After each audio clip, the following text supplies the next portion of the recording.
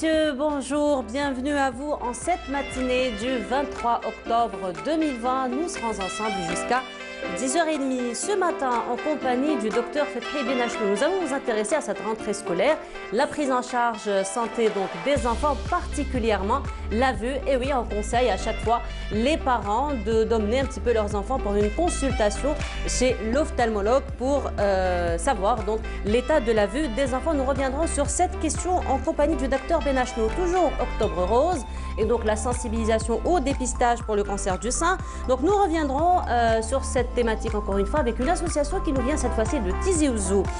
Et aussi, donc nous reviendrons sur une exposition qui se tient actuellement à la galerie Rassim et donc ce sera aux établissements Arts et Culture. Nous reviendrons donc sur cette exposition. Kenza Nchar reviendra dans sa rubrique comme chaque vendredi sur l'actualité de l'association. Et enfin, nous terminerons l'émission avec un voyage dans le temps puisque la découverte par des archéologues d'outils donc en Algérie, ça a été environ en 2018 qui date de plus de 2,4 millions d'années ont complètement remis en cause la question du lieu d'origine des premiers hommes donc en Afrique. Massilia s'est intéressé justement à ce sujet. Nous reviendrons avec lui sur ces découvertes archéologiques et paléontologiques en Algérie, à ce titre particulièrement en fin d'émission. Voilà un peu pour le menu de ce matin, mais avant de commencer notre programme, les nouvelles du ciel en compagnie de Mina Habib.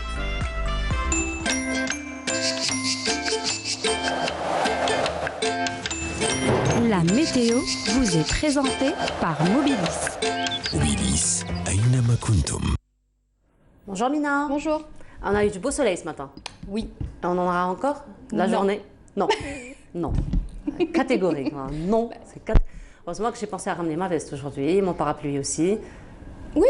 Ouais, bon, pas autant. La veste, oui, peut-être le parapluie, je crois pas. Pas encore. Pas encore. Pas encore. Je les laisse. Peut-être en fin d'après-midi. En fin d'après-midi. Voilà. J'ai bien fait quand même de l'avoir dans mon sac.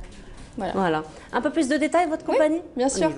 Merci beaucoup, mesdames, mesdemoiselles, messieurs. Bonjour et très bon réveil. Eh bien, aujourd'hui, le ciel sera plutôt nuageux. On aura un temps assez lourd, notamment à l'ouest et au centre. Des pluies sur les régions intérieures. Un ciel voilé vers la partie est. Ces pluies risquent de déborder en fin d'après-midi vers les régions côtières.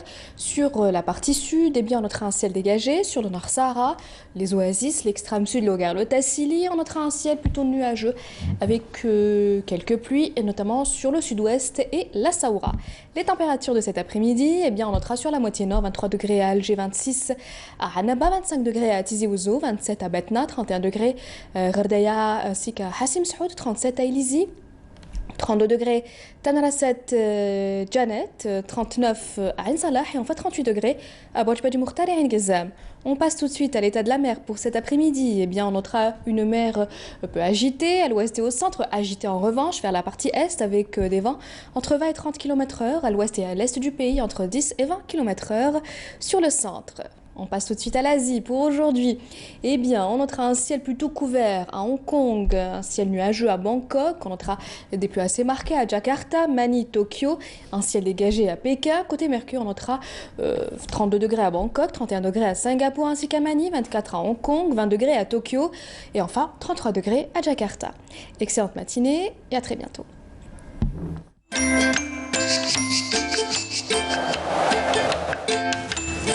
La météo vous est présentée par Mobilis. Mobilis, أينما كنتم.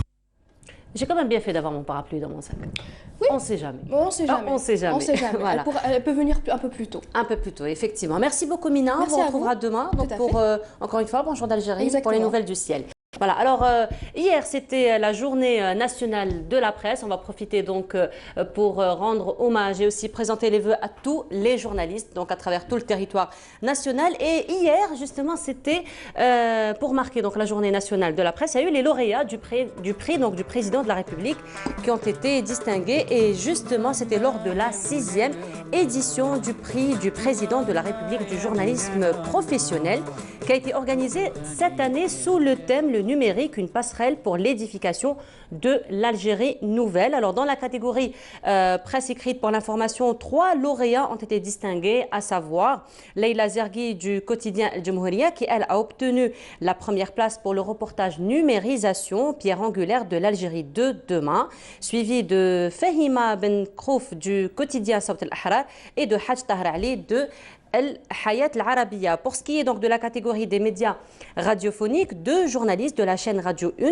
ont obtenu la première place, à savoir Abdel Nasser Kassahlawar pour le coronavirus impose la distanciation et favorise la communication numérique, Ahmed Amin Haran pour numérisation de l'administration débureaucratisation, et la 2e et la 3e place ont été octroyées à Rahima Eid Hamish de la radio Tizi Ouzou et Salah Eddin Ben Redka de Radio Sétif. Pour ce qui est des médias télévisés, donc là, par contre, le jury a décidé de ne pas décerner le premier et le 3e prix, alors que le 2e prix a été accordé à notre collègue de la télévision algérienne, donc de la terrestre, Amel Merril, pour son programme La culture à l'ère du coronavirus. Pour ce qui est de la presse électronique, Houssam Eddin Foudil de Chourouk Online s'est vu octroyer le premier prix donc pour son thème numérisation du secteur de la santé, prémisse de l'Algérie nouvelle, alors que le 2e a été octroyé à Abdelkader Chemseddine Houari de l'APS.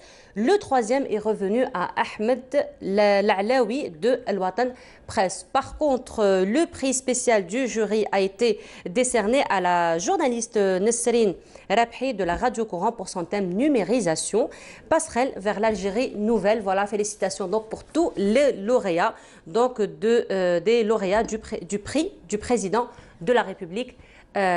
Voilà donc pour les lauréats, encore une fois, félicitations à tous les journalistes qui ont été primés. Voilà.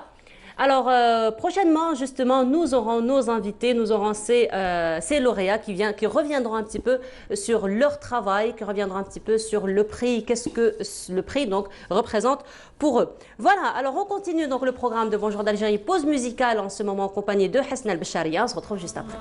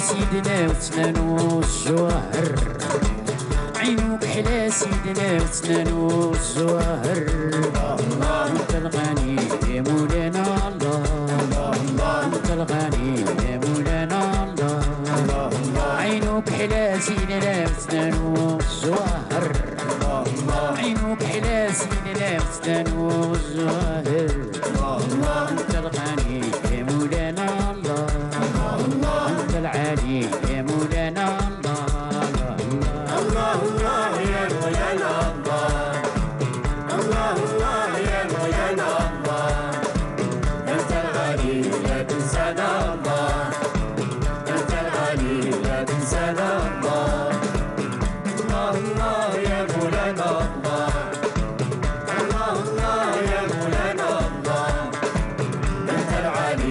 تنسانا الله وانت العليم لا تنسانا الله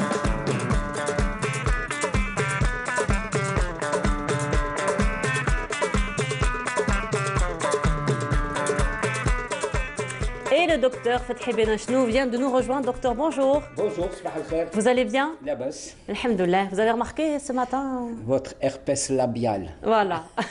On en a tellement parlé. J'aime mieux en arabe, il dit bestini Best, voilà, bestni الحمى. Regarde Ça comment fait on est. 2 jours que je bestni الحمى. بصحتها.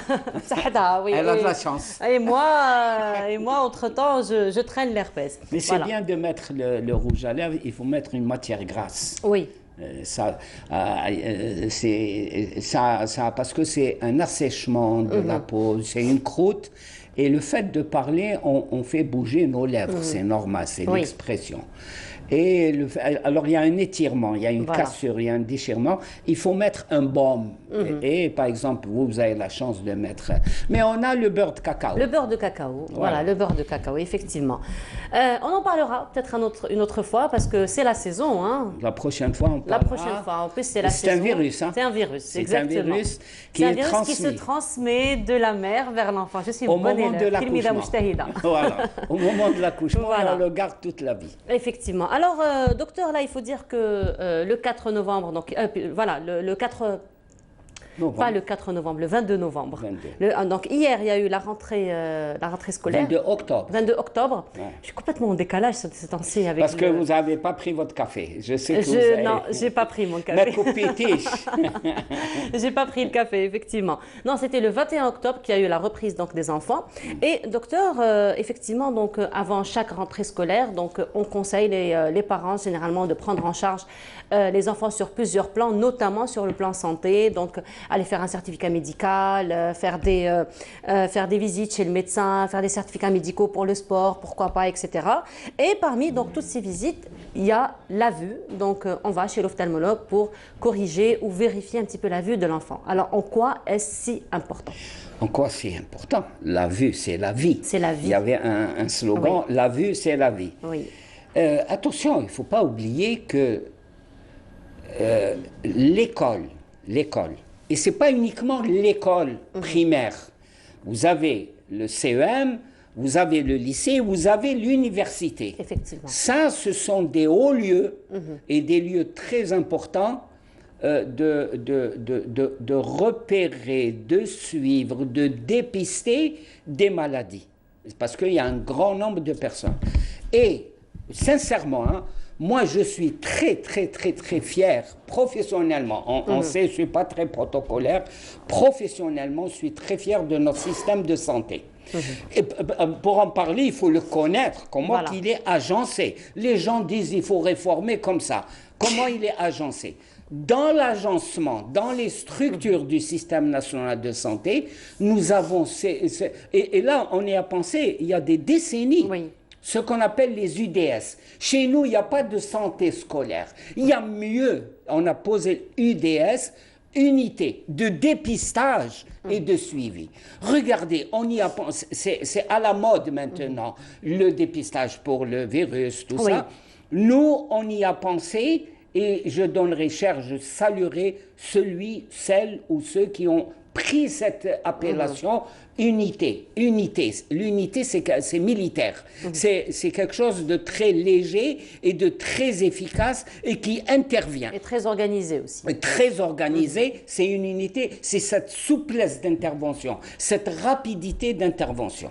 Unité au pluriel, parce qu'il y a Oui, différents. plusieurs. Alors, de dépistage. Et le dépistage maintenant en 2020 au Rohé, et le Covid-19 nous l'a montré, on a eu, c'est pour ça que je dis, Oui. le système de santé y a pensé, les hommes et les femmes qui ont pensé, c'est important. Le dépistage, très important. Maintenant, il ne faut pas attendre que la maladie s'installe. Et en ce qui nous concerne, les problèmes de vue, qui sont très importants. Il ne faut pas attendre que la maladie. Prévenir, qu'est-ce que ça veut dire? Il y a la langue, toute langue, arabe ou française ou anglaise, un mot est très près. Prévenir, c'est aller au-devant, avant qu'ils ne viennent. Avant qu'ils ne viennent, et c'est ça. Regardez notre vision de la santé scolaire. UDS, prévention, est suivi. Ça, c'est très important, le suivi. C'est pas parce que vous avez dépisté une maladie ou l'a prévenu une maladie, il faut continuer à le suivre et pour pouvoir, comment dirais-je, prendre en main comme il faut ça. En prenant l'ophtalmo, mais c'est pas uniquement l'ophtalmo. À l'école, il y a des drames qui ont lieu. Pourquoi? Parce que quelqu'un qui ne voit pas ou qui voit flou, il y a des problèmes de presbytie, de pas mal de pathologies que le maître ou la maîtresse d'école doit prévenir. Le gosse, si vous le mettez au fond, s'il a des problèmes de vue, il ne pourra pas suivre. La même chose que l'élève qui a des problèmes d'audition. Unilatérale ou bilatérale. Ces choses-là vont influencer, vont peser dans le parcours scolaire. Et il y a eu des études où de mauvais résultats scolaires. Ce n'est pas parce qu'il était bête, débile, ne s'intéresse pas. Chez nous, c'est le tiroir classique. Tout de suite, on avance ça. Non, il y a eu des études qui ont montré que des problèmes de vision donne un largage Moi, je n'entends pas. Je ne vois pas bien. C'est normal que je me retire dans mon cocon. Mais finalement, docteur, l'erreur, j'ai envie de dire un petit peu des parents ou même peut-être le staff, les enseignants, on attend toujours à ce que l'enfant s'exprime.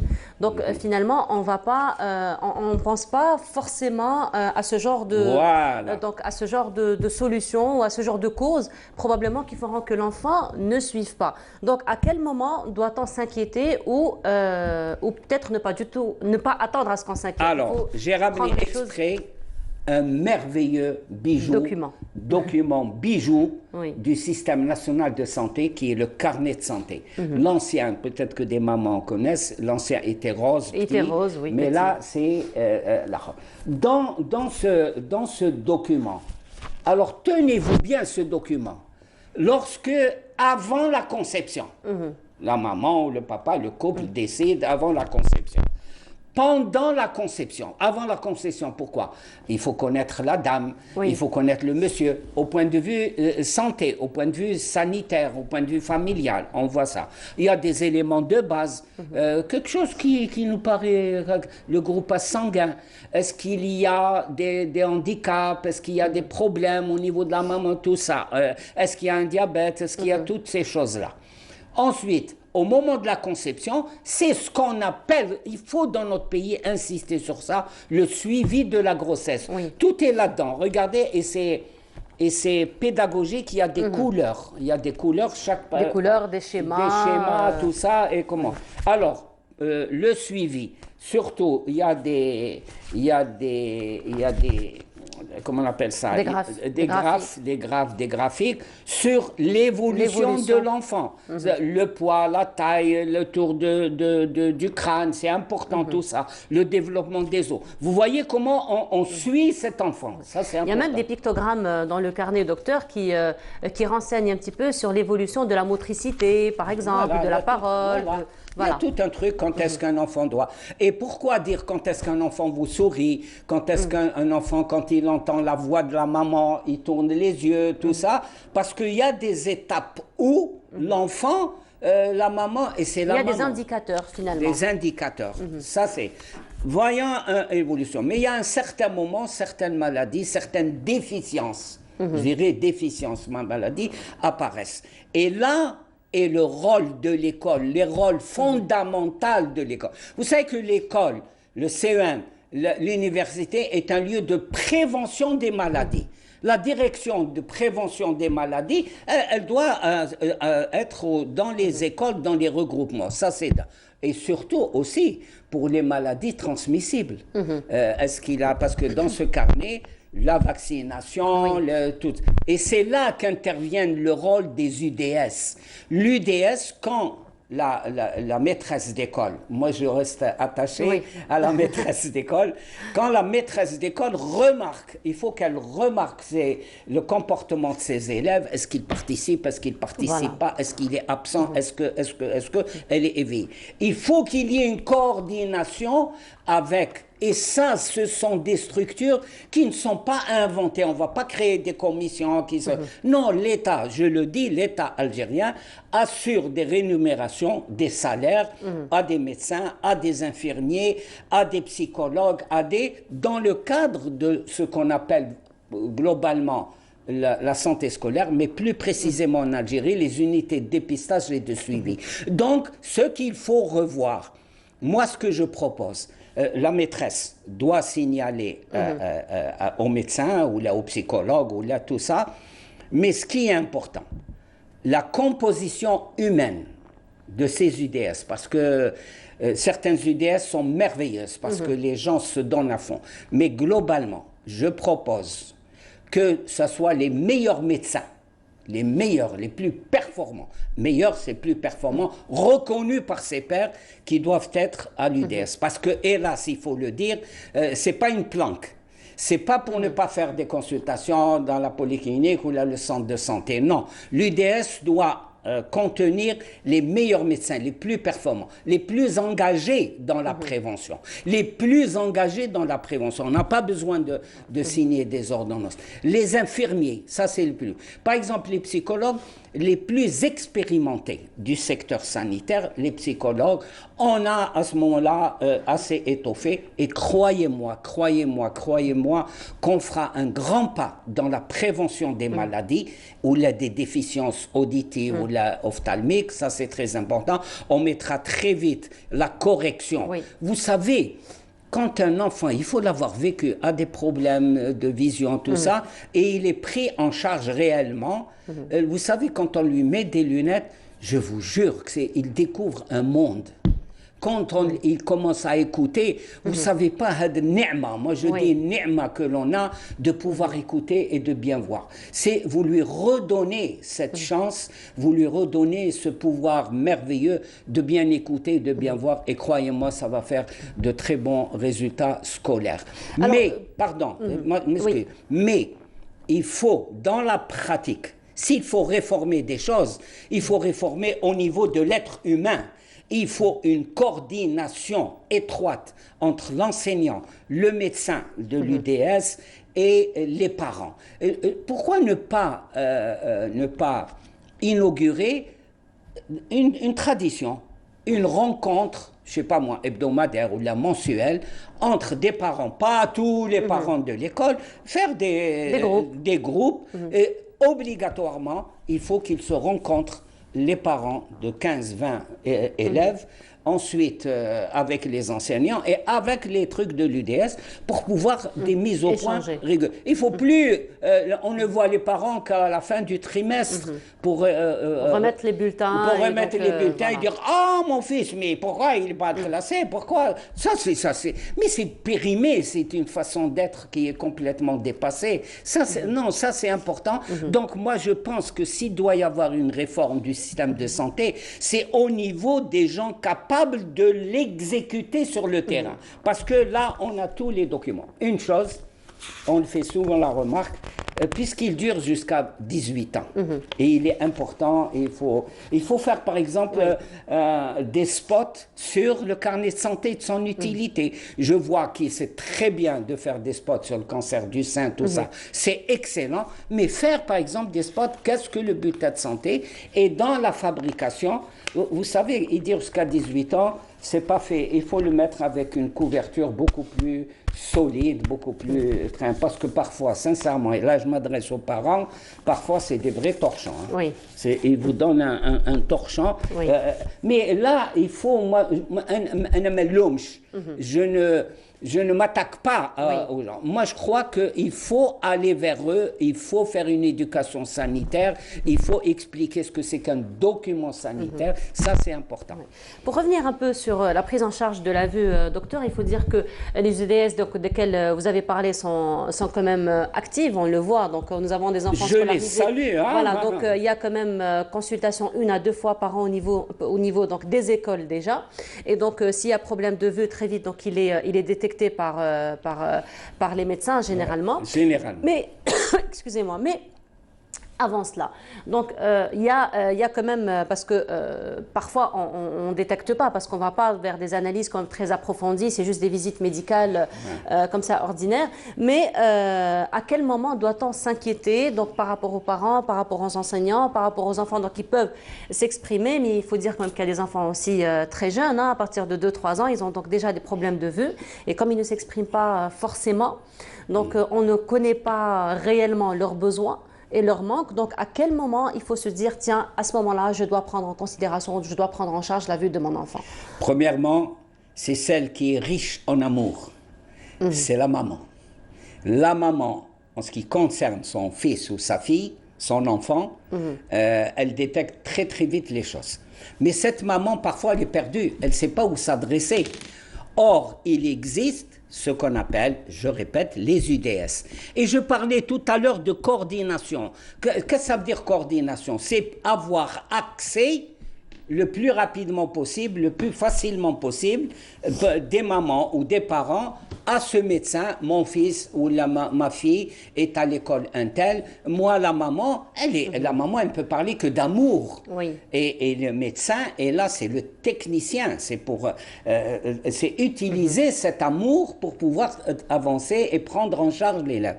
Là, c'est important, c'est au niveau des relations humaines et des mécanismes de contact. Et il suffit pas de dire, oui, il y a un contact entre les médecins, les parents, tout ça. C'est extrêmement difficile. Non, je crois qu'il faut revoir là, mettre un système, c'est de relations. Bonjour, je suis Madame Untel, la maman d'un tel ou d'une telle, il est en telle classe. J'ai remarqué, pour répondre à votre question, que là, quand je l'appelle à droite, il ne m'écoute pas. Il faut que j'insiste. Ce sont ces petits signes cliniques qui disent et qui poussent à ce que le médecin soit beaucoup plus... Parce que des fois, la maman, elle dit, quand je l'appelle, il ne se retourne pas. Oui. Très important, voir la fonction auditive. Il dit, de temps en temps, il est maladroit. Voilà. Il est maladroit, il se cogne contre... ça, c'est les mamans. C'est les mamans parce qu'elle est un regard d'amour pour son fils et elle le voit évoluer. Surtout dans la maison, il se cogne, il se rapproche trop de la façon de voir un écran, tout ça. Et la maman...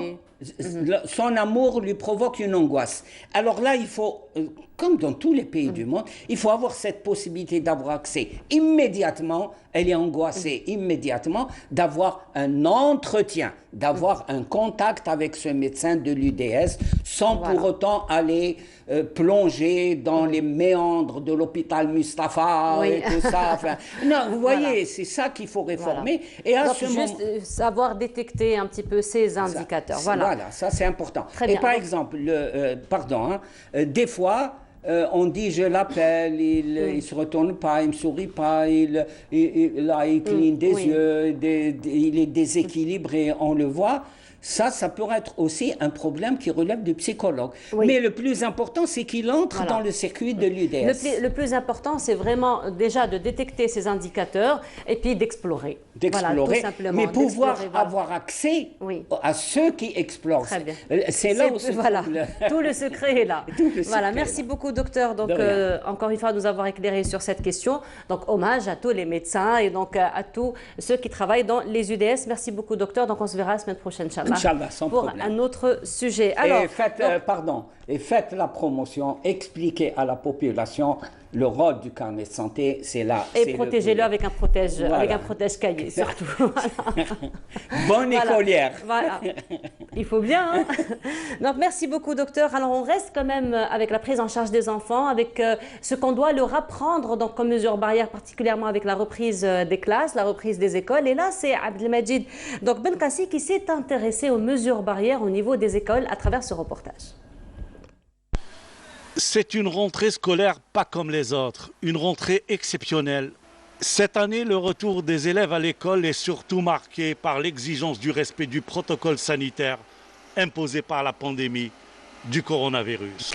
Tout s'est bien passé, les élèves ont rejoint les classes le plus normalement du monde. Les parents étaient confiants. Nous avons tout mis en place, les bavettes, le gel hydroalcoolique et le respect des distances. Même les parents nous ont beaucoup aidés durant cette rentrée.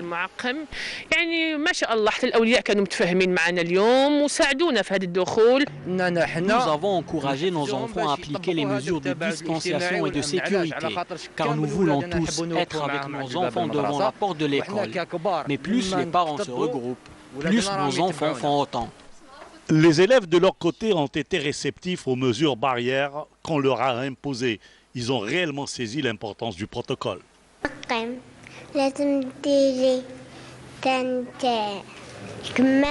Il faut porter la bavette, appliquer le gel et se laver régulièrement les mains. Il ne faut pas que je colle à mes camarades de classe. Je dois porter la bavette et appliquer le gel. Le grand défi à relever à présent, c'est de maintenir la vigilance et de veiller à l'application stricte du protocole sanitaire pour tout le temps que durera la pandémie. Et voilà, nous restons toujours avec cette rentrée scolaire et la prise en charge donc, des enfants en ces temps de conjoncture quand même assez difficile et qui perdure. Et nous allons en parler en compagnie de Kenza Nchar. Kenza, bonjour. Bonjour Nour. Bonjour. Ça va Kenza? Ça a été à Oran? Magnifique. Magnifique. Et justement, nous allons en parler aujourd'hui. Exactement. Mais avant cela, Kenza, il faut dire le 21, donc il y a eu reprise des classes et un grand débat encore tourne autour de la reprise, de l'importance de la reprise des enfants. Est-ce que c'est le moment? C'est pas encore le moment. Plusieurs problématiques, plusieurs questions se posent autour de la reprise des classes. Effectivement, pour cette reprise des classes, les associations, chacune dans sa spécialité, c'est justement été sur le terrain pour préparer cette rentrée scolaire. Donc, si on parle des syndicats des travailleurs du secteur, ils étaient plutôt, ils avaient accueilli l'idée de la reprise de l'entrée scolaire. Quant aux associations, non. Quant aux associations des parents d'élèves, non. Ils étaient plutôt contre et au contraire, ils ont demandé carrément report de cette entrée scolaire, notamment grâce à, on a vu la recrudescence des cas Covid, donc par protection des enfants.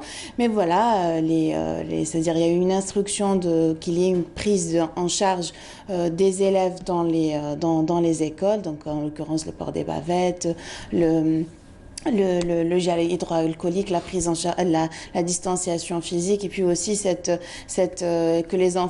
les classes soient partagées. C'est pas toute la classe qui étudie ensemble, mais c'est plutôt 3 jours, 2 jours. Ça dépend après entre les écoles privées et les écoles étatiques, il y a quelques différences.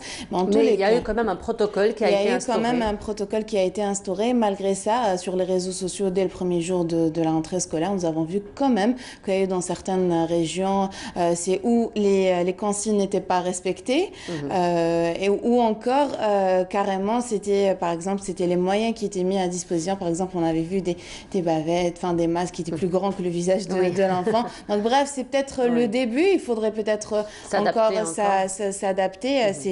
De toute façon, c'est une pandémie qui est nouvelle. C'est partout dans le monde. On n'a pas assez de recul finalement. Exactement. On apprend du jour le jour avec donc au fur et à mesure, c'est vraiment un travail entre les spécialistes du secteur et les parents pour qu'il y ait réellement cette bonne prise en charge de l'enfant, parce qu'après tout, c'est une éducation. L'enfant, il a toute son énergie, il est là, il est actif, donc même le parent aussi, c'est-à-dire il y a ce rôle entre l'enseignant, les professionnels du secteur et aussi l'éducation, les parents qui sont là un petit peu pour encadrer apprendre les tout petits gestes aux enfants, mais surtout aussi à cette responsabilité des responsables du secteur.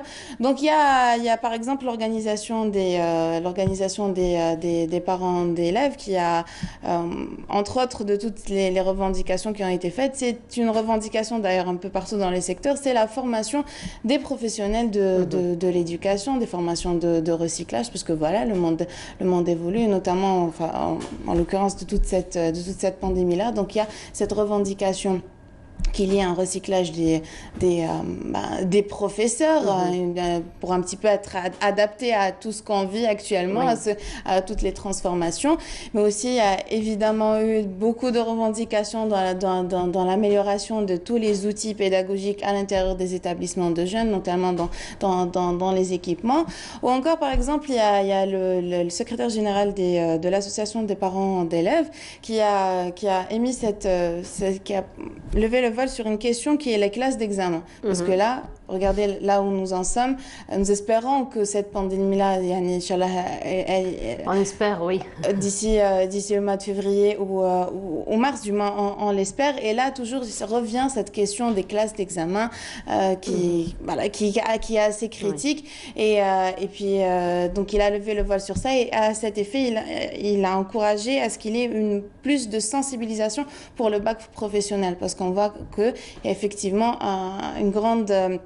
Il y a quand même une déperdition dans les écoles, enfin dans les lycées en l'occurrence. Donc il faudrait qu'il y ait davantage entre les deux secteurs, l'éducation et la formation professionnelle, qu'il y ait encore davantage de sensibilisation des jeunes autour justement de ces métiers-là. Parce qu'il faut savoir, la formation professionnelle quand même offre des métiers qui sont très intéressants. Elle a une très grande panoplie de métiers à proposer et de formations à proposer. Donc à cet effet-là, donc il y ait plus de sensibilisation dans le cas sensibiliser les jeunes à aller beaucoup plus vers cette formation professionnelle parce qu'après tout l'université certes forme mais on a ce besoin de formation professionnelle qui est très important. Donc voilà, donc les revendications sont assez diverses mais toutes reviennent à vraiment qu'il y ait une adaptation, une adéquation de la formation, que ce soit dans l'éducation, au contexte actuel et à l'évolution mondiale, et puis aussi une meilleure prise en charge de l'enfant à l'intérieur de l'école, que ce soit dans les écoles privées ou les écoles étatiques. Même il y a eu des revendications dans les écoles privées. On a peut-être tendance à dire qu'il y a une meilleure prise en charge, mais voilà. C'est une adaptation au contexte actuel. Donc voilà, c'est une première période, donc on attendra les prochains jours, Inch'Allah, qu'il y aura beaucoup plus d'efforts dans la prise en charge de nos enfants, parce qu'un enfant est peut-être un porteur sain, mais il y en a ceux qui ont été atteints, voire même ceux qui ont carrément décédé. C'est des enfants qui ont donc, non seulement il peut être porteur, mais aussi, regardez, quand il rentre dans la famille, il y a toute la famille qui peut être contaminée, donc les parents qui partent au boulot. Bref, voilà, surtout que là, nous sommes en train de vivre une hausse. Exactement, une recrudescence qui est plutôt alarmante ces derniers jours. Donc voilà, gestes barrières, il faut les prendre. En tous les cas, ce qui était beau dans cette rentrée scolaire, c'était les enfants qui étaient très, très, très contents de reprendre les bancs de l'école. Parce que voilà, depuis mars quand même. Depuis mars, ils étaient à la maison. Des amis, de la récréation. C'était très... certains, peut-être, ils étaient un petit peu réticents, mais par contre, les psychologues, actuellement, ils ont tout leur rôle. Ils sont en train de faire des séances de sensibilisation des parents, parce que parfois l'enfant il a peur, donc parfois il arrive même à simuler des cas de fièvre ou des cas de qu'il est un petit peu malade. Donc voilà, il faudrait pas non plus le forcer, mais voilà, il faut discuter parce qu'il a plutôt peur de se retrouver seul. Il est resté depuis le mois de mars à côté de ses parents, il était dans la maison, et puis ça ne parlait que de ça, et ça ne parlait que de ça, donc peut-être le fait qu'il parte à l'école, il va éventuellement se sentir seul. Il a cette idée de se retrouver seul dans l'école. Il y a tout le rôle des psychologues, justement, à travers les différentes pages Facebook. On en parlera la semaine prochaine, Inch'Allah, justement, qu'il faut ne pas forcer, mais plutôt accompagner l'enfant. Mais sinon, Kenza, la dernière fois, donc vendredi passé, lorsque vous avez fini votre rubrique avec nous, très vite, donc c'était destination Oran. Alors, qu'est-ce qui s'est passé à Oran? Alors, Oran, c'était pour la deuxième journée c'était la deuxième escale des Alien Blue Days de la Fondation Nasser Khair pour le nettoyage des plages et la sensibilisation de la protection. La première, c'était à Annaba? La première, c'était au niveau de Annaba, qui avait connu un grand succès. Donc, il y avait une belle participation des citoyens aussi, des associations, et à Oran aussi.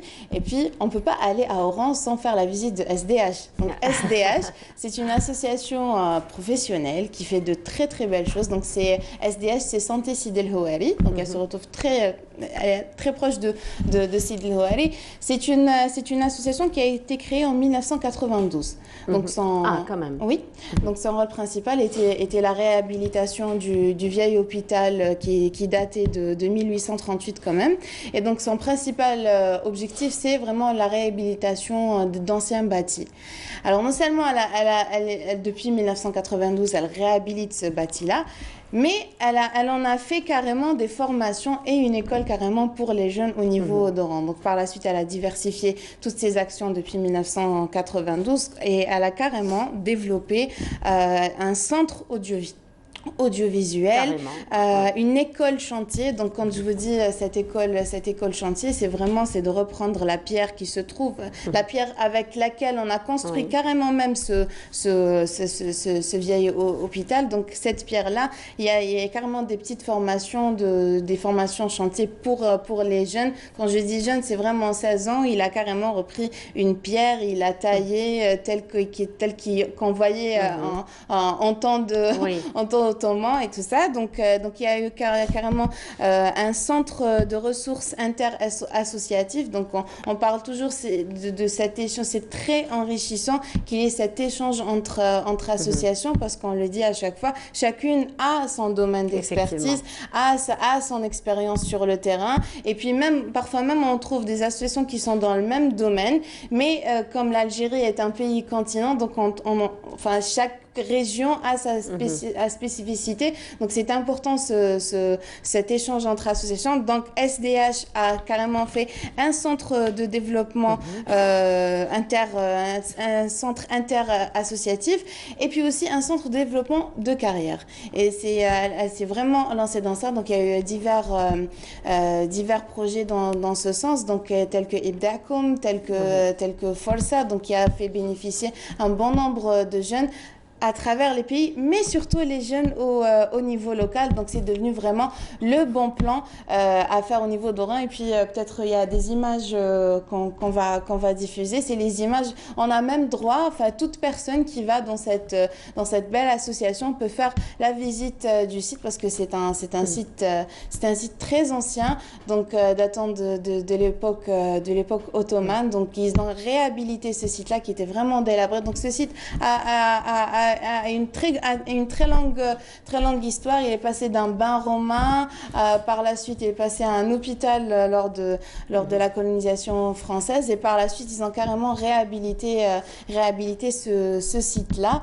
Donc on peut même trouver, d'ailleurs vu que c'était un hôpital, donc il y avait un lieu où c'était une laverie pour tout le linge de l'hôpital. Donc on peut même voir carrément la machine à laver qu'on utilisait dans ce temps-là. Donc on peut même voir des ateliers, quand on parle d'ateliers chantiers, des métiers de réhabilitation d'anciens bâtis. Donc il y a tout ce qui est fer forgé, argile, bref, c'est un lieu qu'il faut absolument visiter. Et surtout, ce qui est important pour les jeunes, que ce soit au niveau local ou même dans la région de l'Ouest, c'est que vraiment ils proposent des formations en parallèle du cursus scolaire, qui sont très diversifiées. Et là, ça ne peut que développer les compétences du jeune qui va sur place. Mais aussi, là actuellement, ils sont à 60% de la réhabilitation de ce site-là. Ils attendent un financement pour aller encore beaucoup plus... les 100%. Voilà, les 100%. Les 100%, voilà. De ce site-là. Merci beaucoup, Kenza. On vous retrouvera la semaine prochaine avec d'autres actualités qui concernent les associations. Merci encore une fois. Avec et puis, plaisir. quand le périple à Oran, merci surtout à eux. Ça a dû être magnifique. Oui. Merci beaucoup, Kenza. Donc, on vous retrouvera, comme je disais, la semaine prochaine, avec d'autres actualités. Donc, on parlait, le coronavirus est toujours là. Et justement, les enfants s'interrogent autour de cette question. Et essayent à leur manière de sensibiliser les adultes à prendre les mesures barrières afin de stopper la propagation du virus. Là, c'est une vidéo d'une petite fille qui s'interroge autour du coronavirus, qui donne aussi quelques conseils autour du coronavirus que je vous propose de voir, et on se retrouve juste après. Cher journal, quand je regarde par ma fenêtre, je me demande pourquoi, au départ, tout était normal. Et d'un coup, je n'ai plus rien compris à ce qui se passait à l'école. Tout le monde ne parlait plus que de ça, même les professeurs. Et puis, il y a eu cette phrase, le « restez chez vous ». Moi, je voulais voyager, voir mes amis. Mais c'est pour sauver des vies que nous faisons ça. Alors, je suis restée chez moi. C'était compliqué, mais il le fallait. Maintenant, je me demande bien ce qu'il va se passer après tout ça. Est-ce que j'aurai assez de nourriture dans mon frigo? Est-ce que je pourrai retourner à la plage un jour? Entendre le bruit des vagues, sentir le sable chaud sous mes pieds, ressentir le goût de l'aventure? Mais il y a des points positifs aussi. Je pense que cela a laissé respirer la nature. Presque plus d'usines, de voitures, de bateaux, ni d'avions. Les animaux sont enfin libres, car les gens ne viennent plus les déranger. L'Amazonie va mieux, la déforestation fait une pause. Le poumon de la terre respire. Après, est-ce que l'homme va en tirer des conclusions? Je ne sais pas. Aussi, peut-être que les gens seront plus méfiants. Personnellement, je ne pense pas que cela impactera ma relation avec mes copines ou ma famille. Je pense que le futur sera meilleur, que la solidarité sera présente et la nature en paix. Mais peut-être que ce n'est qu'un rêve. Et voilà, espérant que le futur sera meilleur et que nous retrouverons, Inch'Allah, très vite une vie normale sans le coronavirus. Et là, donc, comme je vous le disais en début d'émission, c'est Octobre Rose. Donc, c'est le mois par excellence de la sensibilisation au dépistage du cancer du sein. Et nous avons l'un des représentants de l'association Al-Fajr qui nous est venu de Tizi Ouzou, M. Abdelmalik Hassas. Bonjour, marhaba bik. Bonjour, madame. Merci. Alors, vous êtes le secrétaire général de l'association Al-Fajr de Tizi Ouzou. Alors, avant de parler donc de l'Octobre Rose et de vos activités par rapport à la sensibilisation, peut-être en quelques mots l'association et ses principales missions.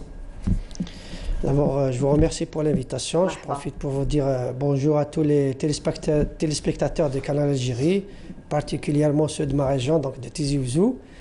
Effectivement, nous sommes en plein mois d'Octobre Rose, un mois qui est dédié de par le monde pour la prévention, l'information et la lutte contre le cancer. Donc ici, je représente l'association Al-Fajr, bureau régional de Tizi Ouzou, parce qu'il faut savoir qu'Al-Fajr est une association nationale qui a des bureaux un peu partout en Algérie, donc particulièrement à Tizi Ouzou. Je suis le secrétaire général donc, de l'association. Al-Fajr, brièvement, donc, elle a été créée en 1989 à Alger. Le bureau régional de Tizi Ouzou a été créé en 1993, donc il y a 27 ans maintenant. C'est pas mal d'années quand même. Oui, toute une vie. Hein. Oui, et on est encore là, c'est ça notre fierté déjà.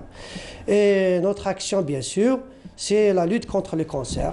Voilà, donc nos missions principales, nous en avons deux. Il y a une mission d'aide pour les malades, sous toutes ces formes. Donc ça peut être des aides matérielles, ça peut être des aides psychologiques, ça peut être des aides administratives. Et il y a l'autre mission qui concerne directement donc, la prévention. C'est un volet important. Nous estimons que si on n'est pas informé déjà de la maladie, de ce qu'elle peut comporter comme problème et tout, c'est compliqué aussi de la combattre. Voilà, en gros, donc voilà. Alors pour revenir à l'Octobre Rose, donc automatiquement, ça s'inscrit un petit peu dans vos missions. Exact. Et là, quelles sont les principales actions que vous avez menées pour cette année, prenant compte, si on tient compte bien entendu de la conjoncture sanitaire actuelle? Effectivement, oui. Donc il faudrait le souligner, cette année c'est particulier. C'est vrai que nous fêtons depuis que le mois d'Octobre Rose a été institué donc, sur le plan mondial. Je crois que mes connaissances ne me trompent pas, ça date de 1985. Donc on essaie d'être aussi au diapason à Tizi Ouzou comme ailleurs, comme Al-Fajr le fait, partout en Algérie. Nous avons un programme d'action effectivement qui s'étale sur toute l'année et octobre représente un mois particulier durant lequel on essaie de faire un certain nombre d'actions que nous répétons chaque année. Donc nous faisons de la prévention, nous faisons de l'information. C'est vrai que cette année c'était un peu plus compliqué parce qu'il y a eu le Covid.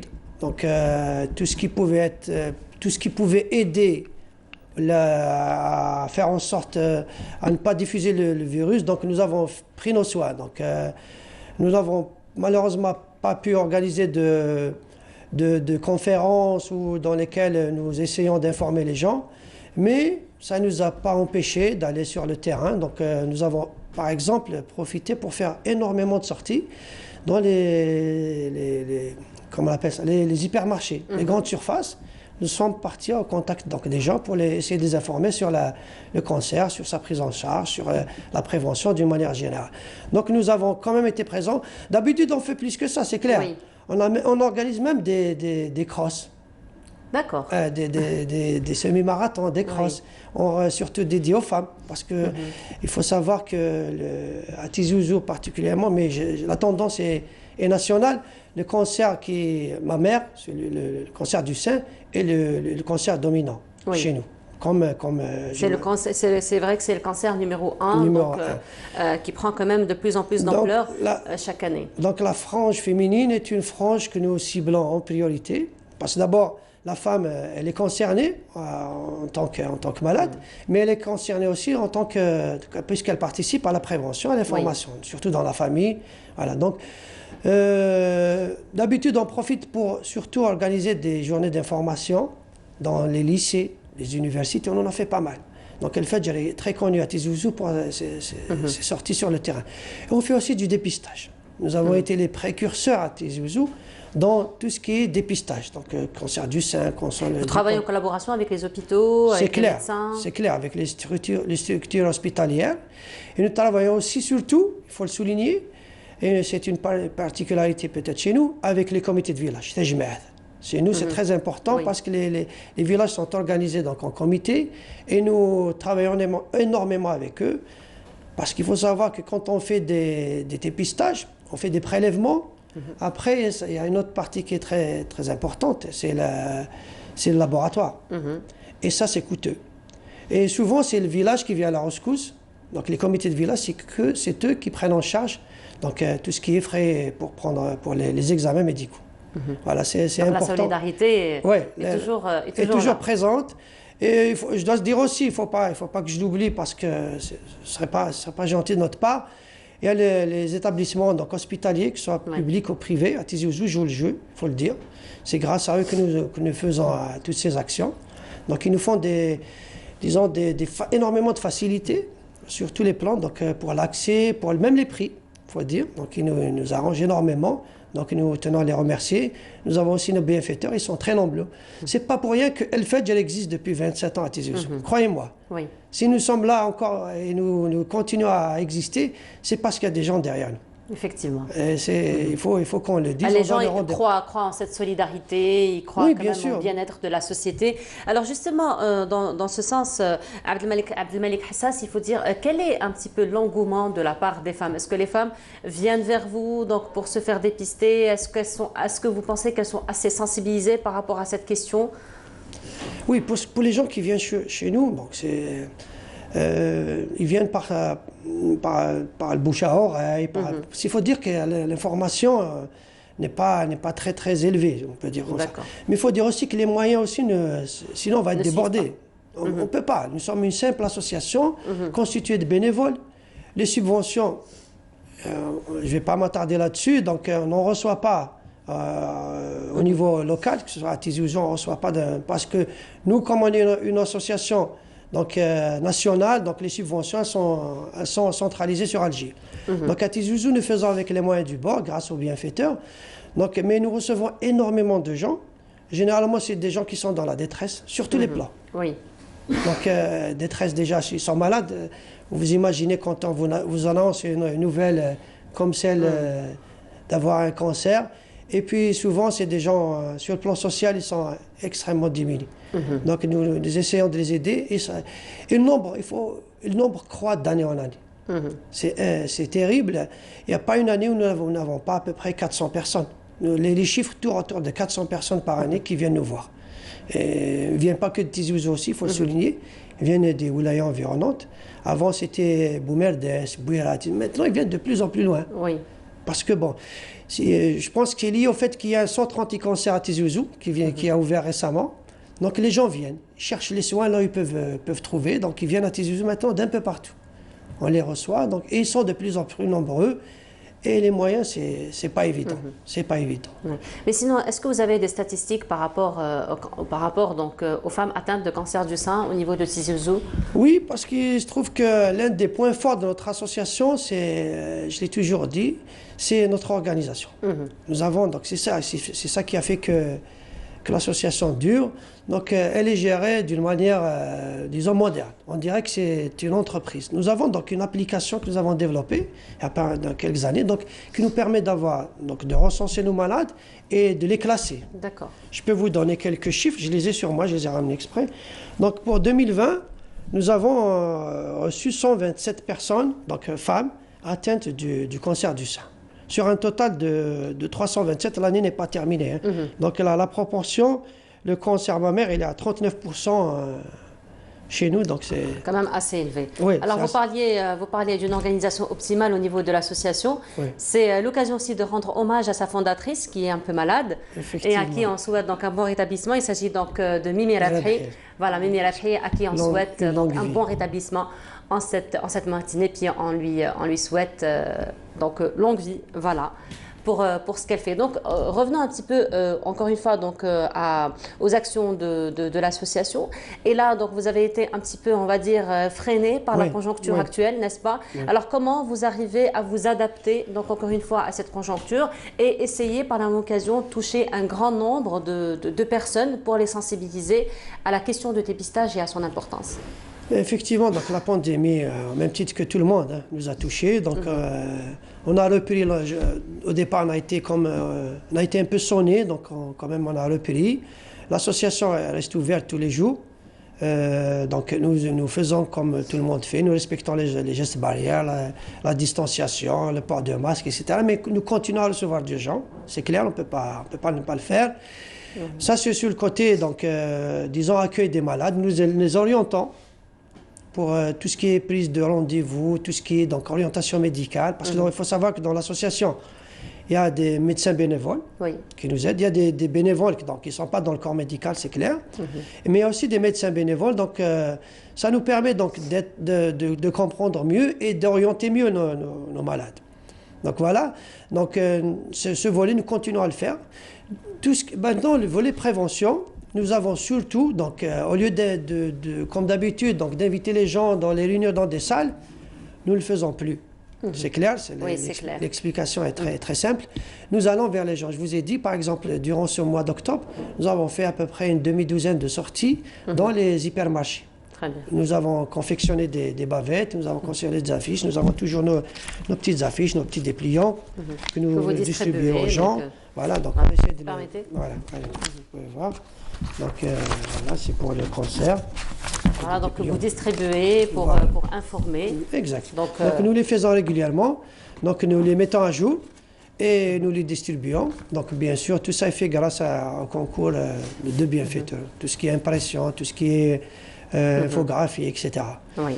Voilà, donc on voit quand même qu'il y a des conseils de comment se comporter. Voilà, comment se comporter et puis comment se prendre en charge. Voilà, donc on essaie d'expliquer par des gestes simples,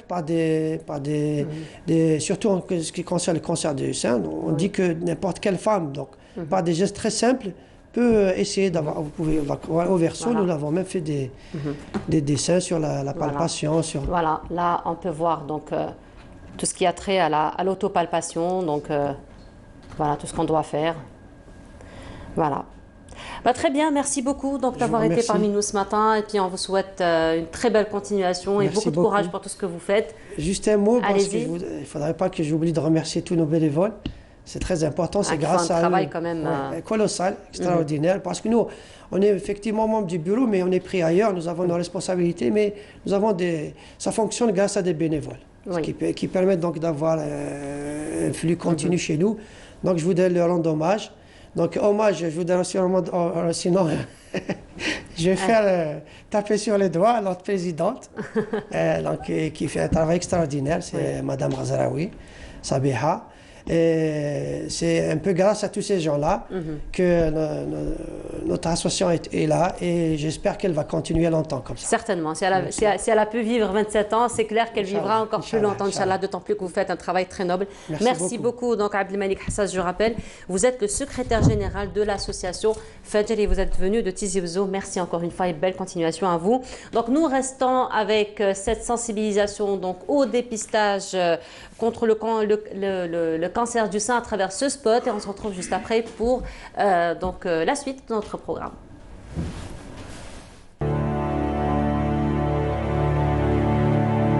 14,000 سيدة جزائرية تتلقى خبر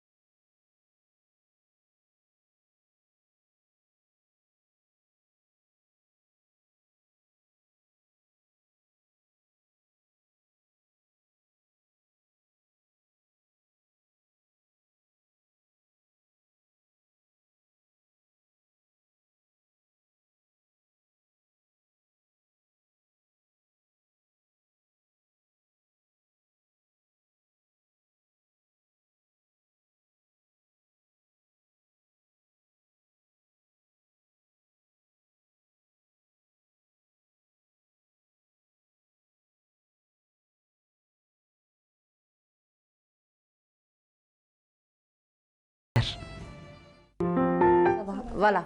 Alors de retour, et là nous allons ouvrir une page sur l'art puisque nous avons avec nous une artiste, Nalima Sadat Cherfaoui. Bonjour. Bonjour tout le monde. Merci pour l'invitation. Très heureuse d'être encore une fois sur Canal Algérie. Marhaba bik, le plaisir est partagé. Alors Nalima, demain Inch'Allah, il va y avoir le vernissage donc, de votre exposition Symphonie des couleurs. Alors pourquoi Symphonie des couleurs? Alors c'est un concept que j'ai choisi vu ce qu'on a traversé, ce qu'on est en train de traverser encore.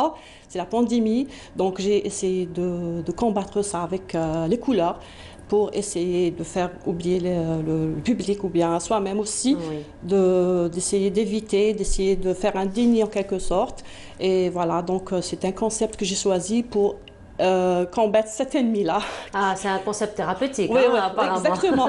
Alors, pour combattre l'ennemi, il faut toujours essayer de combattre avec son opposé. Voilà, c'est ça l'objectif. Donc, l'exposition va démarrer demain au niveau donc, de la galerie Racine. Ça va durer une quinzaine de jours environ pratiquement 15 jours, oui. Voilà, pratiquement 15 jours.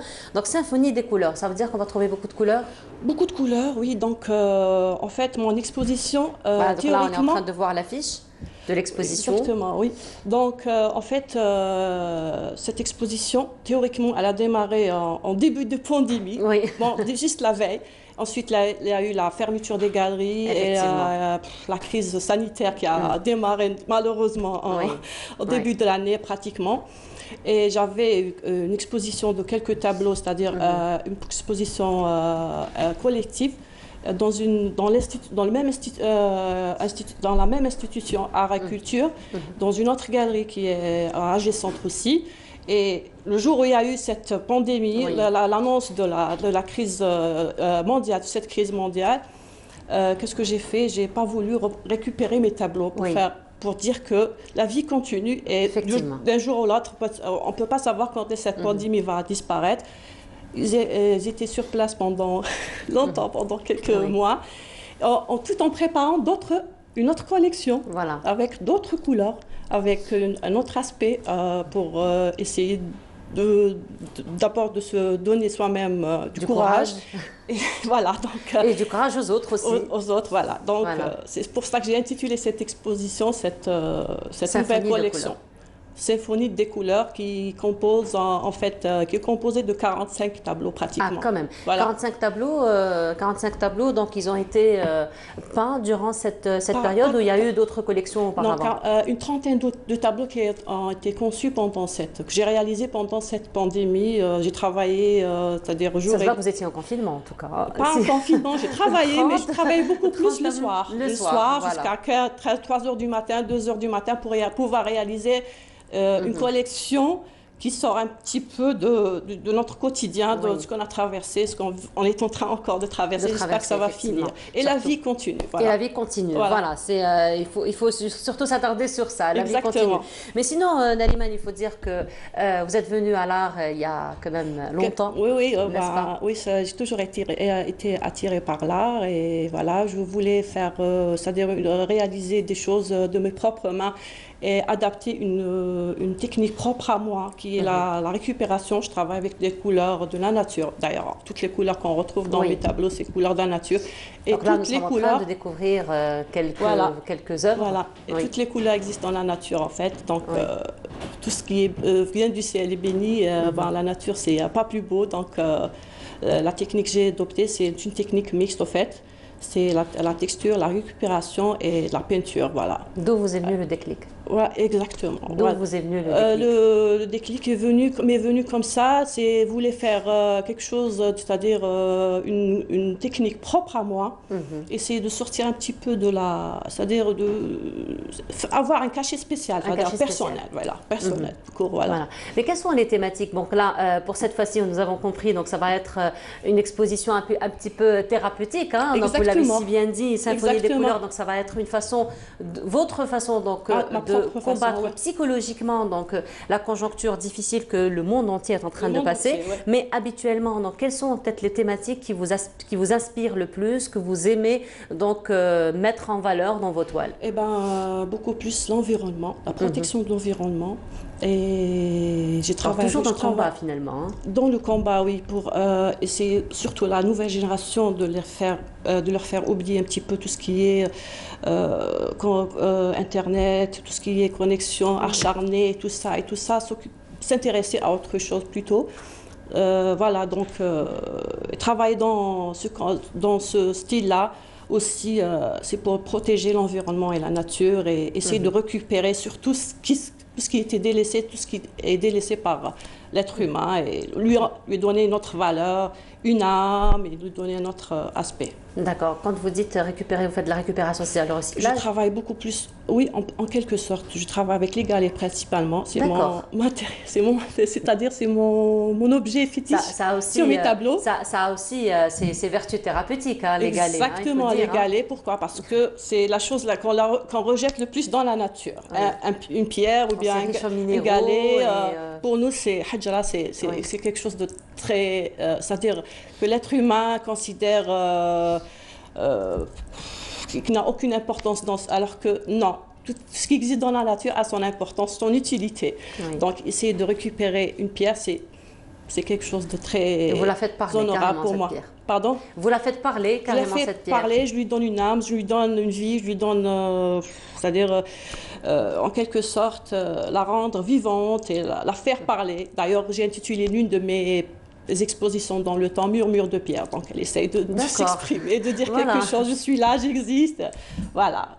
Alors vous avez parlé donc de la technique mixte. Donc c'est plusieurs techniques qu'on retrouve dans la même toile. Exactement. Alors pour revenir un petit peu à la pierre, donc aux galets particulièrement, par rapport à leur forme, donc qui est quand même petite, peut-être que ça vous aidera un peu plus dans votre travail. C'est-à-dire, on va les trouver directement dans des toiles ou vous peignez carrément dessus? Ça m'est arrivé de peindre les pierres, beaucoup plus dans du symbolisme. J'utilise le symbolisme. À l'époque, je travaillais c'est-à-dire à la rue Père du Tassili, mais actuellement, je suis plus penchée vers tout ce qui est peinture berbère, c'est-à-dire les bijoux, par exemple? Non, c'est les symboles berbères. Les Tifinagh, voilà, plus exactement.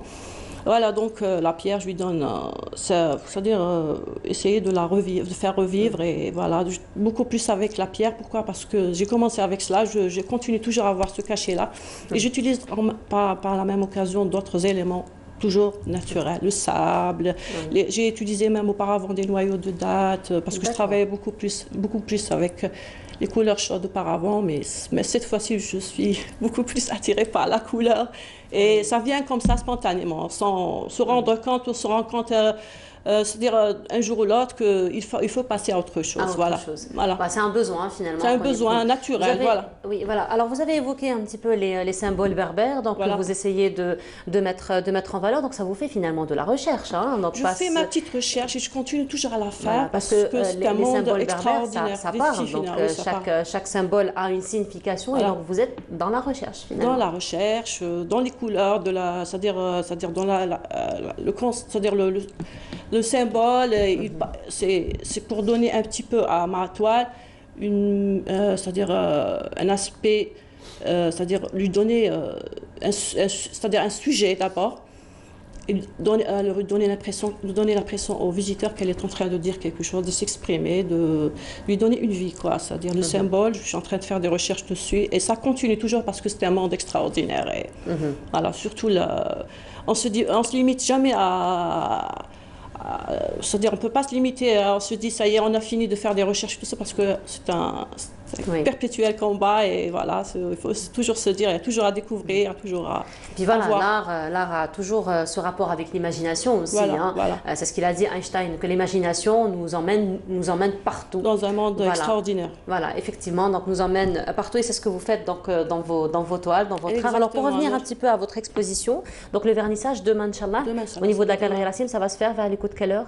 À partir de 15h30 pratiquement, les gens peuvent venir visiter mes toiles. Et bien sûr, les mesures barrières, toutes prises en considération. Bien sûr, effectivement, il faut se protéger, tout en sachant que l'ennemi existe toujours, et il faut essayer toujours de le combattre avec nos moyens. Voilà, le combattre avec d'abord la protection, essayer un petit peu d'oublier, mais pas trop, parce que il existe quand même. Il faut se dire qu'il existe. En même temps, il faut lui faire montrer à cet ennemi-là qu'on peut le combattre quand même. Effectivement. D'une manière ou d'une autre, chacun à sa façon. Voilà, donc vous avez choisi l'arme de l'art pour combattre. Peut-être, quelles sont vos attentes de cette exposition? Mes attentes de cette exposition, d'en faire aussi d'autres, sur le territoire national, à l'échelle internationale aussi.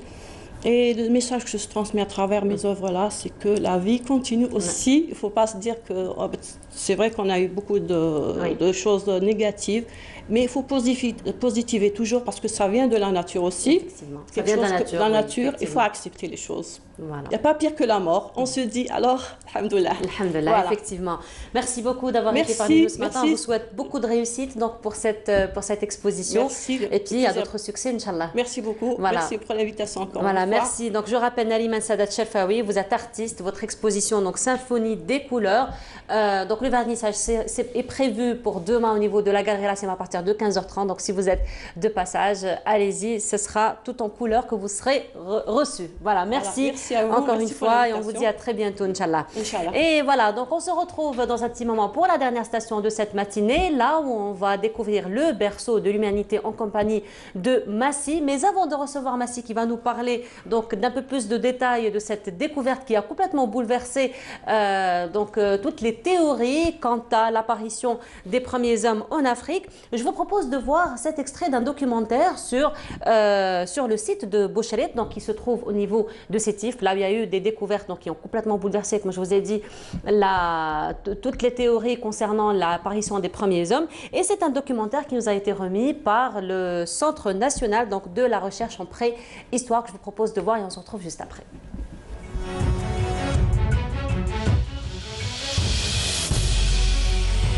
Visant à comprendre les plus anciennes occupations humaines en Afrique du Nord, le Centre national de recherche préhistorique, anthropologique et historique mène un grand projet de fouilles et de recherche archéologique dans le bassin de Ouattouda, dans la commune de Gueltazarga, à 7 km de l'ouest de la ville d'El Holma, dans la wilaya de Sétif, dans le nord de l'Algérie.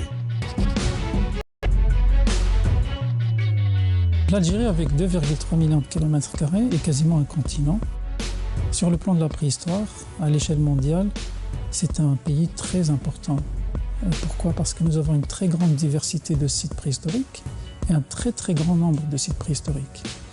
Et ce qui est encore plus exceptionnel, c'est que tous ces sites représentent différentes périodes de l'évolution humaine, depuis le début de l'humanité jusqu'à la fin, c'est-à-dire depuis que l'homme était chasseur-cueilleur, donc sa subsistance dépendait directement des ressources naturelles, jusqu'à ce que l'homme accède à la production de sa subsistance par l'élevage, par la pratique de l'agriculture. Les fouilles ont actuellement lieu sur les sites préhistoriques de Ain Boucherit, Ain Lahnesh et El Gharba, tous trois situés dans le bassin de Ouattouda à Gueltazarga. Sous la direction du professeur Mohamed Sahnouni, quaternariste et préhistorien, les fouilles sont réalisées l'été, dans des conditions caniculaires, où une quarantaine de chercheurs et d'étudiants sont mobilisés.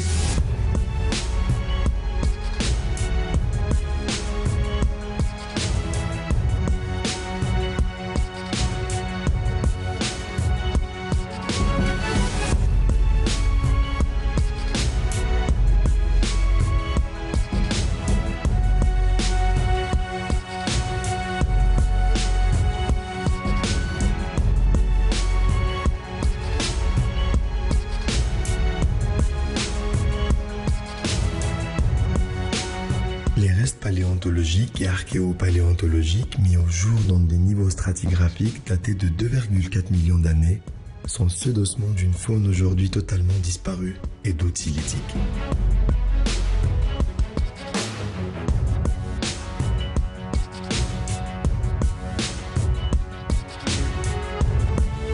Ces outils ont été utilisés par des hominidés pour dépecer des carcasses d'animaux qui vivaient sur les berges d'un lac d'un paysage de savane.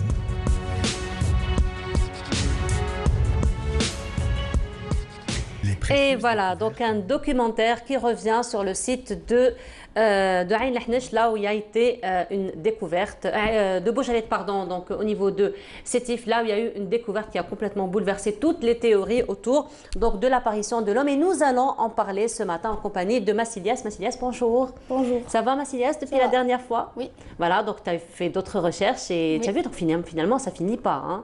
Ah bah le oui. monde de l'archéologie, de la paléontologie, il est vaste. Et tu as vu, à chaque fois, il y a des théories qui sont complètement abandonnées, on passe à d'autres théories. Oui, ça change tout le temps. Voilà, ça change tout le temps. Mais il faut dire, Massilias, avant donc de parler de Ain Lahnesh, avant de parler donc de Bouchalet, qui sont des sites très importants donc, pour tracer l'histoire de l'humanité en Algérie, qu'en est-il un petit peu des fouilles archéologiques en Algérie?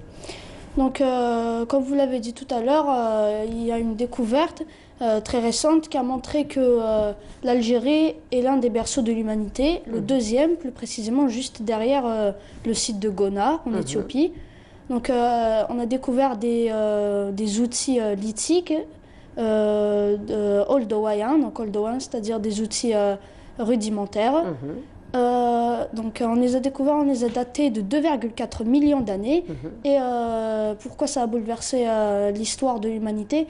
Parce que la plus ancienne trace d'humains en Algérie remonte à 1,8 million d'années et on est remonté 600 000 ans avant avec cette découverte. Voilà. Alors là on voit justement quelques photos du site de donc ça c'est le site d'Ain Lahnesh. Donc c'est là où on a découvert les humains, les outils, parce qu'on n'a pas découvert d'humains, mais on a découvert des outils, et aussi des carcasses d'animaux lacérées, éviscérées, certainement dues à ces outils, parce que donc, les humains avant, ce qu'ils faisaient, c'est qu'avec ces outils, ils cassaient l'os et donc ils buvaient la moelle qu'il y avait à l'intérieur parce qu'ils ont raffolé. Et ils ont découvert au fil du temps que ces os pouvaient servir de couteau. Voilà. Et donc avec ces trouvailles et les études du professeur Mohamed Sahnouni, on a pu déduire que les carnivores de l'époque avaient certainement énormément de concurrence du côté des humains.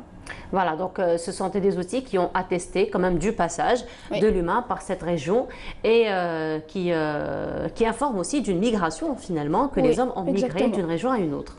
Oui, et aussi pour dater, par exemple là on voit ce qu'ils ont découvert dans le site d'Ain Bouchalet, ce sont des outils lithiques donc oldowayen. Ils sont certainement faits de silex et de roche.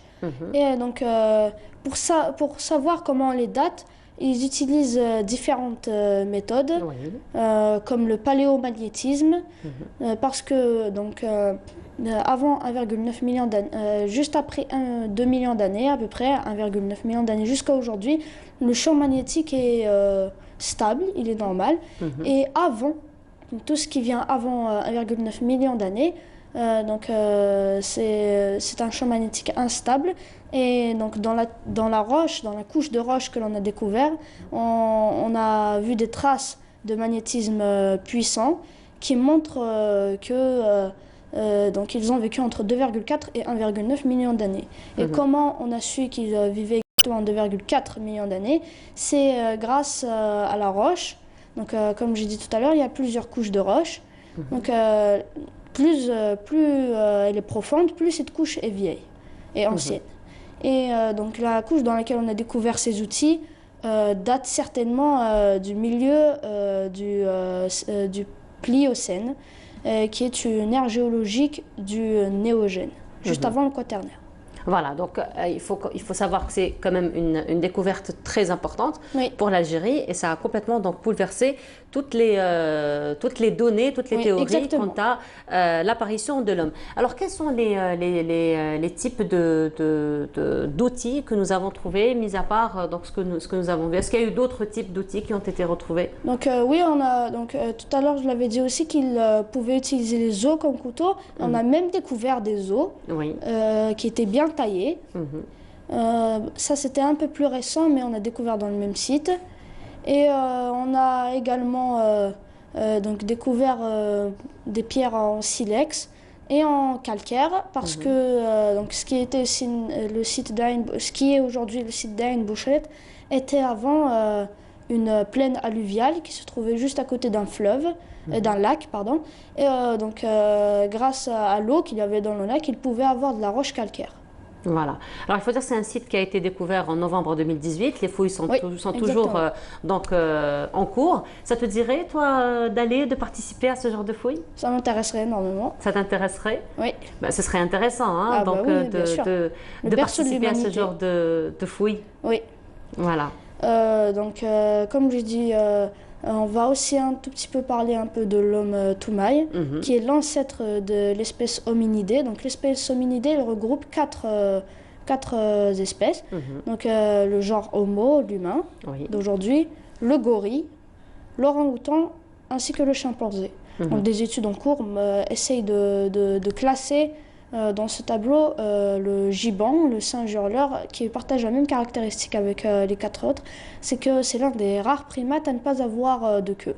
Donc comme on disait, Toumaï il a été daté de 6,9 millions d'années, enfin entre 6,9 et 7,2 millions d'années, et il a été découvert au Tchad.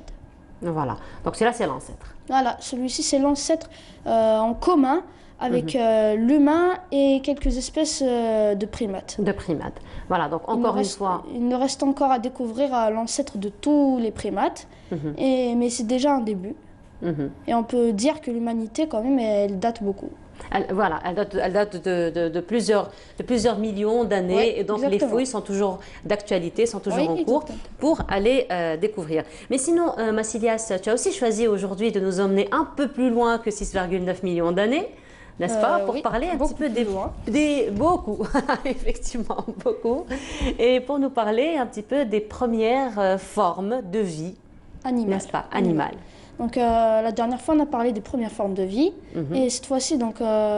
des formes de vie un peu plus évoluées que la dernière fois. Oui, voilà, exactement. Voilà. Donc les premiers animaux. Donc cette image que l'on voit, c'est l'image d'une éponge de mer, qui sont les premiers animaux. Alors on est à quelle période, à quelle le Cambrien, date? Début Cambrien, voilà. 530 millions d'années exactement. Donc on peut remarquer que cette photo est une vraie photo d'éponge de mer, et c'est parce que l'éponge de mer, c'est la plus vieille espèce animale. Elle existait depuis 530 millions d'années jusqu'à aujourd'hui. Il n'y a pas eu beaucoup d'évolution. Enfin, ils ont évolué, mais c'est-à-dire que ça reste des éponges de mer. Et ce qui est triste, c'est qu'aujourd'hui, c'est les coraux. Donc les éponges de mer, c'est une espèce de corail. Donc les coraux, ce sont les espèces les plus menacées par la pollution. Et c'est la première fois qu'ils risquent de disparaître en 500 millions d'années. Donc la deuxième image, donc la photo numéro 2, c'est celle d'un Anomalocaris. Donc Anomalocaris, exactement c'est celle-ci. Donc l'Anomalocaris, comme vous pouvez le voir, c'est un animal très étrange.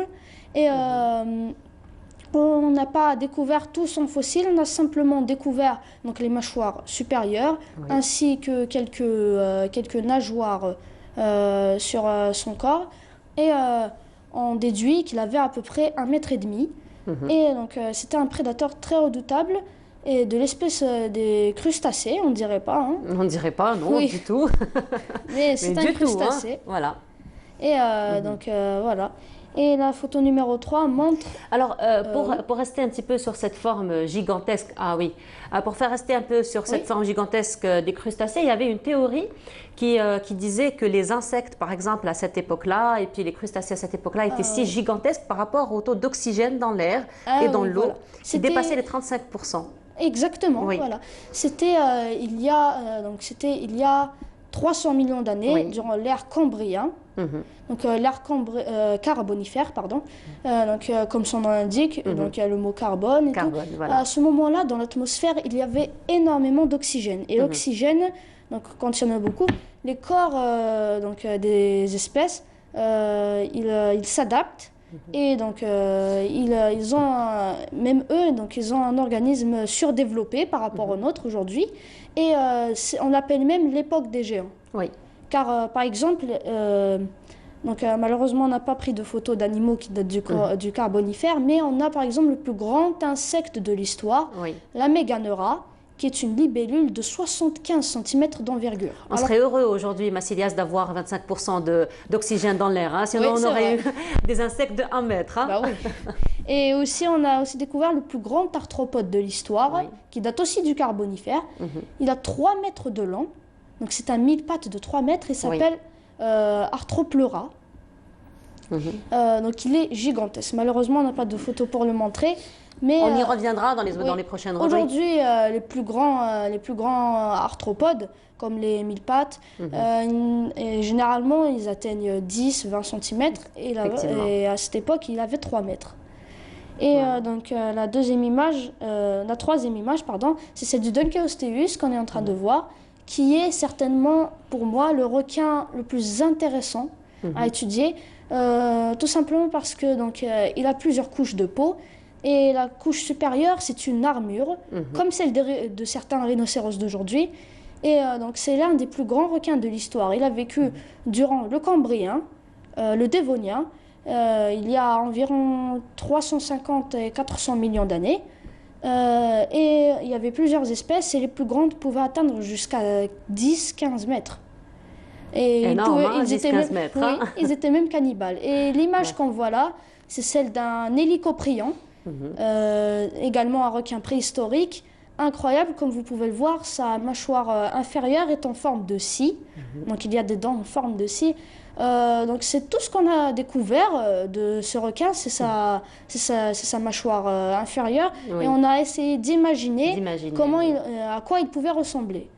Et donc la photo numéro 5 montre un Postosuchus qui est directement un ancêtre des crocodiles. D'accord. Donc on peut voir, c'est un crocodile géant qui a vécu durant le Trias. Il est bipède? Non, il est quadrupède, mais c'est vrai qu'il n'est pas comme les crocodiles d'aujourd'hui.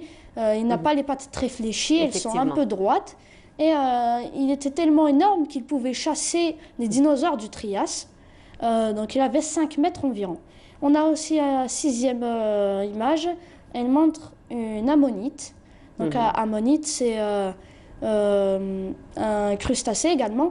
Donc c'est un mélange entre crustacé et pieuvre. Donc là on voit que le fossile. Il y avait aussi énormément d'espèces d'ammonites. Et les plus grandes pouvaient avoir une coquille de 50-60 cm et c'est quand même énorme. Voilà. C'est quand même énorme, oui. Donc ce sont quelques exemples des premières formes de vie animale. Donc avant les dinosaures, il faut le préciser. Mais certaines ont vécu quand même à l'époque des dinosaures. Elles ont même disparu au même moment. En même temps. En même temps que les dinosaures, les ammonites par exemple. Exactement, oui. Elles ont vécu au Jurassique. Elles ont disparu Crétacé, voilà, exactement, en même temps que les dinosaures. Voilà. Mais ils étaient beaucoup plus vieilles qu'eux. Oui, beaucoup plus vieilles. Ouais. Voilà, effectivement. Alors, encore une fois, il y en a certaines théories qui disent qu'ils n'ont pas forcément disparu, mais eu évolution. Oui. Voilà. Donc, certaines théories, c'est vrai. Bon, on ne peut plus voir, bien sûr, de dinosaures aujourd'hui. Mais les oiseaux sont des descendants directs des dinosaures, ça c'est sûr. Après, il y a toujours des études pour montrer si ce sont à 100% des dinosaures. Effectivement. Exactement. Et il y a même on a découvert sur un poulet, on a découvert donc, au microscope qu'il avait même des gènes de crocodiles. Oui. Vu que les dinosaures descendent des reptiles et que les oiseaux descendent des dinosaures, ils avaient même des gènes de crocodiles. D'ailleurs, même dans la classification des dinosaures, nous avons deux sortes de classifications qui font que certains sont beaucoup plus des reptiliens, d'autres beaucoup plus des ornithischiens. On va parler dans la rubrique prochaine, mais juste une toute petite parenthèse. Il y a deux grands groupes de dinosaures, les saurischiens et les ornithischiens. Donc les ornithischiens, ce sont les reptiles à bassin d'oiseaux. Et donc, il s'agit par exemple des tricératops, des stégosaures, des ankylosaures. Il y a la deuxième espèce qui regroupe les sauropodes comme le diplodocus, le brachiosaure, et les théropodes comme le T-rex, le vélociraptor. Donc il les regroupe tous les deux. Et c'est les saurischiens, c'est-à-dire bassin de reptiles. Et ce qui est étrange, c'est que donc, les théropodes qui font partie des saurischiens, c'est-à-dire qui ont un bassin de reptiles, ils ont une descendance plutôt d'oiseaux et pas de reptiles, donc c'est un peu étrange. On reviendra sur ça la semaine prochaine? Oui, exactement. C'est parfait. Il était magnifique le voyage d'aujourd'hui, comme chaque vendredi. Merci. Merci beaucoup, Massilias. On te retrouvera vendredi prochain donc, pour parler des grands groupes, des dinosaures, c'est ça? On va parler, moi ce sera une petite parenthèse. On va parler un peu de tout. Un peu de tout, comme à chaque fois, un beau voyage. On va éviter un petit peu de rentrer trop dans les détails. On va juste parler des grands groupes, oui, exactement. On va aussi parler de l'apparition et de la disparition. Ah, voilà, ça c'est très intéressant aussi. Ce sont toujours les grandes problématiques, les grandes questions qu'on se pose. Oui, exactement, sur les dinosaures. Très bien, merci beaucoup Massilias. Alors je te retrouverai avec un plaisir la semaine prochaine, Inch'Allah, pour parler encore une fois, donc pour aller dans ce voyage encore une fois. Voilà. Alors nous arrivons à la fin de l'émission. Avant cela, on tient donc au nom de toute l'équipe de Bonjour d'Algérie de souhaiter un joyeux anniversaire à Amira, donc la fille de notre réalisateur Kelimo Bouguera, qui a fêté ses 19 ans. Amira, joyeux anniversaire, longue vie, beaucoup de réussite à toi. Voilà, donc nous arrivons à la fin de notre émission. Merci beaucoup de nous avoir suivis. Je vous souhaite une très agréable journée. Je vous donne rendez-vous demain à partir de 9h et je vous dis agréable journée à tous. Au revoir.